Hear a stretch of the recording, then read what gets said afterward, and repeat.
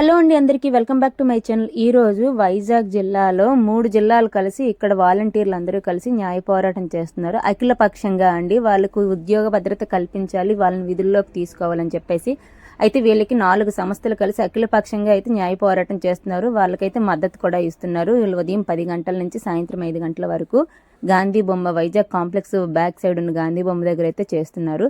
మీలో ఎవరైనా కామెంట్ చేయాలనుకున్నా లైక్ చేయాలి. మీకు ఒకటే చెప్తున్నావు, నువ్వు ఇచ్చిన హామీ మేము అడుగుతున్నా, మేము నేను అడుగుతున్నామా? మాకు 10,000 ఇస్తానని నువ్వే కదా, మాకు ఉద్యోగ భద్రత కల్పిస్తానని నువ్వే కదా మేము వచ్చావు నీ దగ్గరికి. ఈ రోజు నువ్వు గెలిచిన తర్వాత అధికారం చేజిక్కించుకున్న తర్వాత మేము వైఎస్ఆర్సీపీ పార్టీ వాళ్ళమా? దానికి ముద్ర కడతావా? పైపచ్చు నువ్వు మన స్టేట్మెంట్ ఇస్తావా? వైఎస్ఆర్సీపీ కార్యకర్తలకి ప్రత్యక్షంగా పరోక్షంగా పనిచేయమాక. ఇನ್ನು ముఖ్యంగా ఇక్కడ గవర్నర్ గారు కనుక ఉంటే ప్రజాస్వామ్యం బతుకుంటే నేను పత్రం చేయాలా? ఆ మాట ఒక ముఖ్యమంత్రి ఏ దేశంలో మాట్లాడా? ప్రపంచ దేశాల్లో ఎవడైనా? గతంలో ముఖ్యమంత్రి గారు నాకు ఓటైపోయినా జగన్ గారు మేము ఇస్తాను పథకాలని చెప్తే నువ్వు వైఎస్ఆర్సీపీ పార్టీ అని చెప్పి ముద్రేస్తున్నావు జనాలకి. నువ్వు ఎట్లా గెలుస్తావు? ఈ రోజు 165 సీట్లు వచ్చినాయని చెప్పి నువ్వు విరవేగుతున్నావు. 22 సీట్లు కూడా నీకు వచ్చినాయి, గుర్తుపెట్టుకో. ఈ రోజు ముస్లిం వయసులో ఉన్నావు, నువ్వు మా ఆశీస్సులు తీసుకోవాలి. వ్యక్తిగతంగా ఆయన వెళ్తున్నాడు. మా సమస్య ఇచ్చిన హామీ అమలు చేయాల్సింది ఆయన 100% అమలు చేయాల్సిన మా హామీని. ఇంతమంది రోడ్డులు పడ్డారు, వీళ్ళ భవిష్యత్తును ఆదుకోవాలి. లేదంటావా? 5,000 ఎంతో మంది పేదవాళ్ళు ఉన్నారు. తమిళనాడులో కూడా వాలంటీర్ వ్యవస్థని జగన్ గారు లాగా తీసుకొస్తే బాగుంటుందని ఆ రోజు అన్నారు. సో ఏ విధంగా వాలంటీర్లు కష్టపడ్డారనేది అందరికీ తెలిసిన విషయమే. ఈ విషయాన్నైనా మీరు గమనించి వాలంటీర్ని విధుల్లోకి తీసుకొని మాకు ఇవ్వాల్సినటువంటి గౌరవ వేతనాలు చెల్లించి 2,60,000 కుటుంబాలని కాపాడితే నెక్స్ట్ బాగుంటుందని ఈ సభాముఖంగా తెలియజేస్తున్నాను. జీతభత్యాలు లేకుండా ఇప్పుడు దీని మీద ఆధారపడి 5 ఇయర్స్ వ్యవస్థ గురించి చాలా వరకు మేము కష్టపడ్డాం. కరోనా టైంలో 3 సంవత్సరాలు కరోనా వచ్చేటప్పుడు 3 సార్లు వచ్చేటప్పుడు కూడా ఇంట్లో పిల్లలున్న పిల్లల్ని కూడా వదిలేసి మేము ఆ కరోనా పేషెంట్ దగ్గరికి వెళ్ళి వాళ్ళ బాగోగులు చూసుకొని వాళ్ళని చాలా మేము సేవ చేసాం.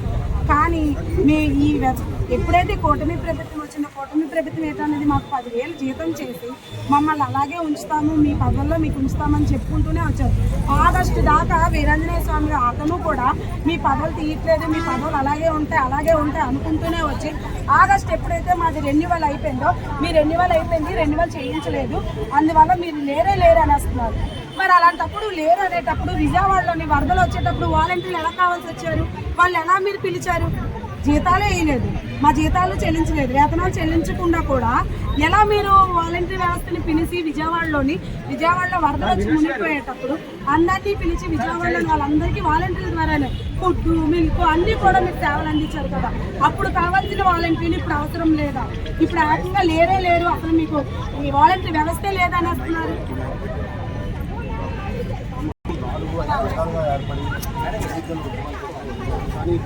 అఖిలపక్షంగా ఒకవేళ మీ డిమాండ్లు సాధన కాకపోతే భవిష్యత్తు కార్యాచరణ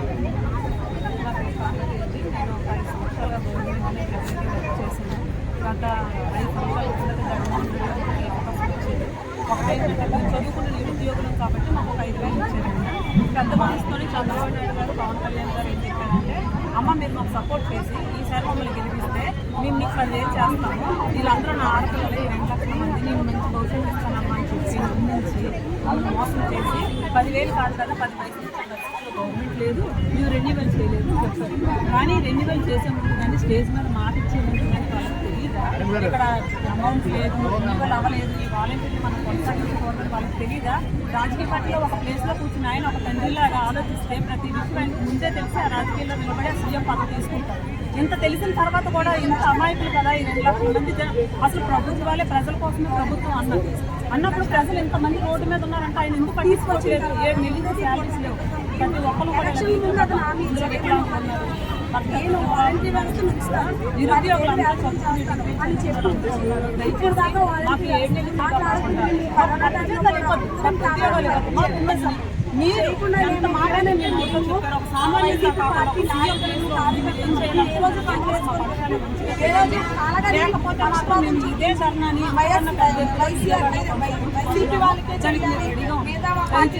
చేయకూడదని మేము ఏ రోజు పార్టీ తరఫున చేయలేదు. అందరినీ సమానంగానే చేస్తున్నాం, అందరికీ సమానంగానే అయినా సరే ఇప్పుడు వాలంటరీ వ్యవస్థ లేదన్నప్పుడు మొన్న విజయవాడలో వాలంటరీ వ్యవస్థ మీద ఎలా తీసుకున్నారు? అప్పుడు వాళ్ళకి మీరు రండి అని చెప్పి వాళ్ళు పిలిపించి వాళ్ళకి నెల సేవ చేయించాం. అడుగుతున్నాం మేము లెటర్లో కలెక్టర్ ఆఫీస్కి వస్తామని మేము మా లెటర్లు పెడుతూనే ఉన్నాం. ఇదిగో చేస్తాం అనుకున్నాను. బాల వీరేంద్ర స్వామి గారు కూడా గెలిచి వాలంటీర్లో ఊసేస్తాడు. ఆ హీరోని తీసుకొచ్చి మాకు నెత్తిన పెట్టుకున్నాం. ఇంతమందికి ఏం సమాధానం చెప్తారండి? మా 5,000 ఇప్పుడు వాళ్ళు 10,000 చెప్తే 90,000 బాకీ. ఈరోజు ఆ వాలంటీర్లు ఆత్మహత్యలు మేము సరేలేమంటున్నాం. మేము ఈరోజు మేము ఎట్లా బతకాలి? ఈరోజు మమ్మల్ని వైసీపీ ముద్రేస్తారా? ఈ పోలీస్ డిపార్ట్మెంట్ ఎవరండి?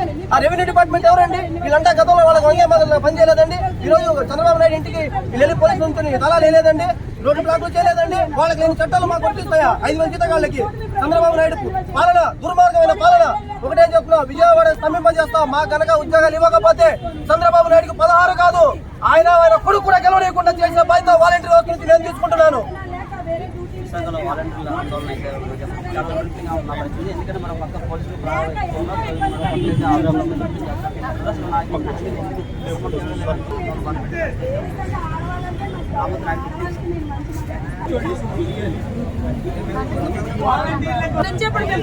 మమ్మల్ని మా విధుల్లోకి తీసుకొని మాకు బకాయిలు చెల్లించి మాకు ఇవ్వాల్సిన వేతనం 10,000 వేతనం చేస్తున్నాను.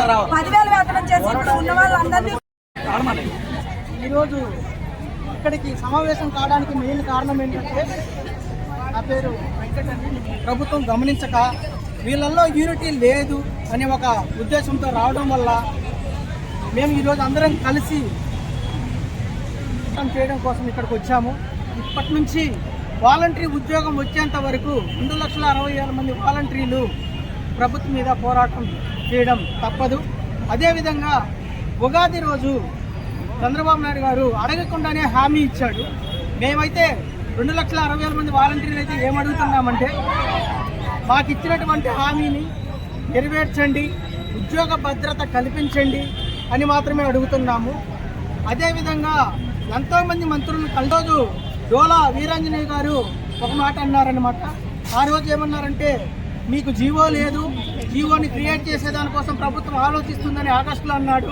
తర్వాత మళ్ళీ అసెంబ్లీ సమావేశాల్లో పిల్లోడే పెట్టలేదు, వానికి పేరేం పెట్టాలని అన్నాడు.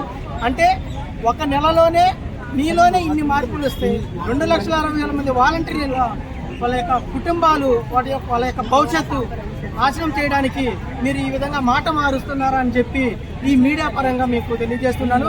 అదేవిధంగా చెప్తున్నా, 2,60,000 మంది వాలంటీర్లని విధుల్లోనికి తీసుకొని 9 నెలల గౌరవ వేతనాన్ని వెంటనే చెల్లించాలి. లేని పక్షంలో సీఎం క్యాంప్ కార్యాలయం ముట్టడి చేయడానికైనా కూడా మా ఐక్యత యూనియన్ రెడీగా ఉందని సభాముఖంగా తెలియజేస్తున్నాను. నా పేరు వెంకట.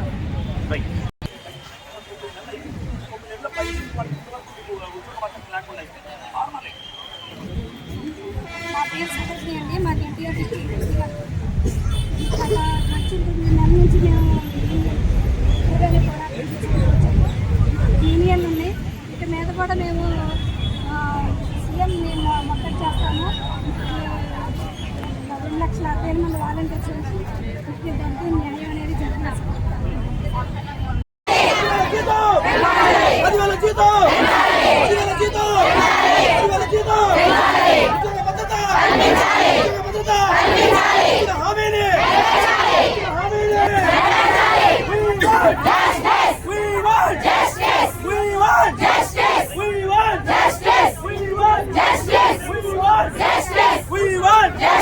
ఇతను గాంధీవాదండి, కడప జిల్లా నుంచి వచ్చారు. వాలంటీర్లకు మద్దతు ఇవ్వడం కోసం అనమాట. వాళ్ళకు ఉద్యోగ భద్రత కల్పించాలని చెప్పేసి వాళ్ళని విధుల్లోకి తీసుకోవాలని చెప్పేసి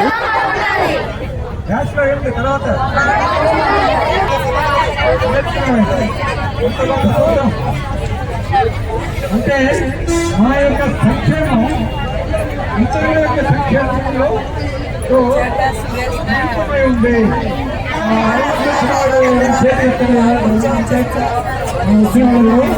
అవార్డు వచ్చిన వాళ్ళు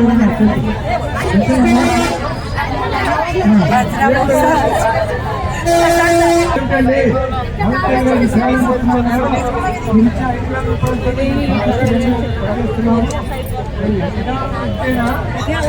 భవిష్యత్తు అనేది ఉందా?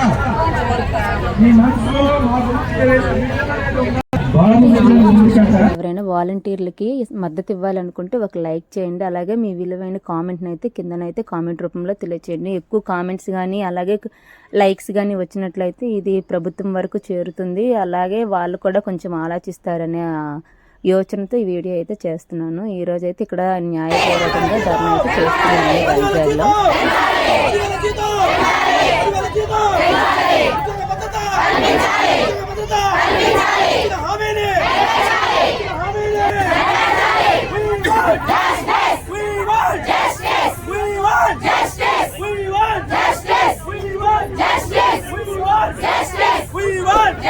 ఇతను ఒక వాలంటీరు. ఇతను కడప కర్నూలు తెలియదు 13 గంటలు జర్నీ చేసి అయితే వచ్చానన్నారు న్యాయ పోరాటం కోసం. ఇలాంటి వాళ్ళు ఎంతమంది ఉన్నారో, ఉద్యోగం పోయి రోడ్డున పడిన వాలంటీర్, ఇలాంటి వాళ్ళ కోసమైనా ఒక లైక్ చేసి కామెంట్ చేసి సపోర్ట్ చేయండి వాలంటీర్ల కోసం.